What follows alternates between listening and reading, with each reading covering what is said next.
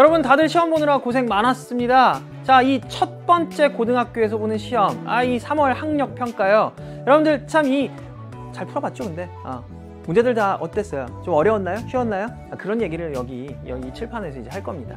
자, 이 문제들이요 사실 뭐 그렇게 쉽지는 않았어요. 그러니까 나만 어려웠던 거 아니니까 걱정하지 말고요. 지금부터 제가 하는 얘기를 잘 들어주시면 이 시험이 어떤 의미를 갖는지 소름 돋을 거예요.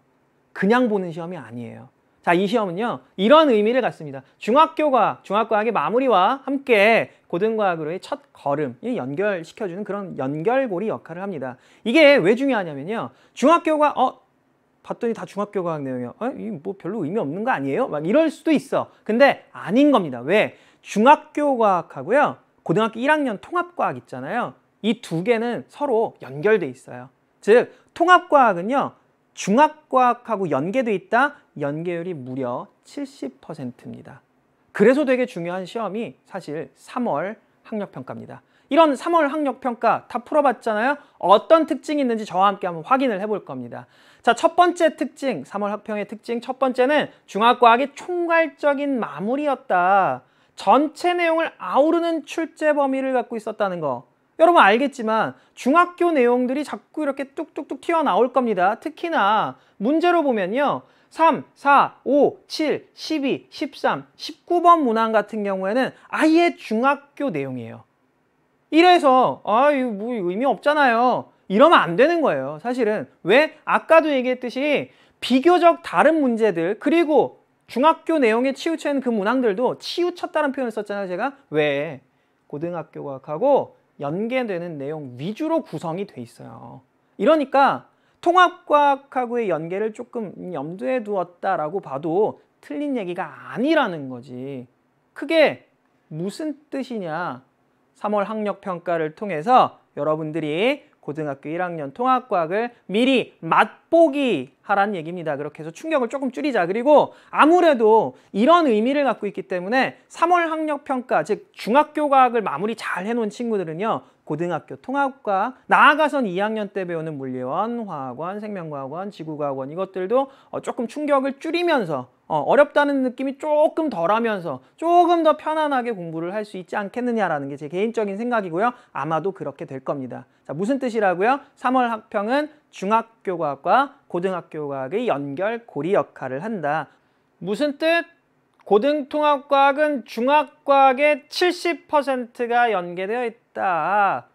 당연히 중요한 겁니다. 알겠죠? 자, 이제 두 번째 특징으로 넘어갑니다. 물리학, 화학, 생명과학, 지구과학, 보통 이제 물, 화, 생, 지라고 하는데 이 순서대로 아주 사이좋게 출제되어 있습니다. 20개의 문항이요. 다섯 나눠서 출제가 되었거든요. 정말 친절한 우리 출제자님. 자, 이렇게 앞 페이지에 물리학, 그 다음 페이지 화학, 그 다음 페이지 생명과학, 그 다음 페이지 지구과학이기 때문에요. 여러분들이 일목요연하게 이런 내용들이 쭉쭉쭉 중학교 때 배웠던 내용들이 이랬구나. 또 고등학교 때 이렇게 나올 수도 있겠구나. 이렇게 좀 보기 좋게 분류를 해놨어요. 이게 특징이에요. 특징인데 문제는 이 특징 때문에 난이도가 뚜둥 쉽지는 않았다는 거예요. 이래서요. 헐 하는 거지. 왜? 첫 번째 페이지에 물리학 문제가 나왔거든요. 문제 이 번호를 좀 예를 들어보면 2번, 3번, 5번 앞 페이지에 있어요. 이게 보통은 여러분들 학력평가나 모의고사 같은 거, 모의평가 같은 거 보면 어려운 문제들은 가장 뒷페이지에 나오잖아요. 근데 이게 이렇게 물리학, 화학, 생명과학, 지구과학 순서대로 출제를 하다 보니까 앞에 몰려가 있는 거예요. 그래서 앞 페이지에 2번, 3번, 5번이 제가 봤을 때 조금 난이도가 있지 않았을까. 난이도가 좀 있기도 하고요. 그리고 조금 중학교 과학하고 내용이 겹쳐있는 문제들이 많아서 좀 생각이 잘 안 나는데요. 이런 문제도 있었을 거예요. 그러니까 모르면 또 괜히 어렵게 느껴지는 거거든요. 그래서 비교적 난이도가 센 문항들은 이렇게 골라볼 수가 있고 사실 전체적으로 봐도요. 다른 과목들, 그러니까 화학이나 생명과학, 지구과학 얘네들도요. 그렇게 쉽지는 않아요. 그러니까 이거를 여러분들이 문제 풀 때 고등과학으로서의 연계점을 조금 염두에 두고 문제를 풀면 좀 좋았지 않았겠느냐라는 게 제 한마디입니다. 예. 고등과학하고의 연계점을 딱 두고서 이 문제를 보면 이 문제들이 굉장히 좋아요. 이게 중학교 과학을 마무리를 한다 해서 끝나면 안 되고요. 이게 새로운 시작이 되어야 되는 겁니다.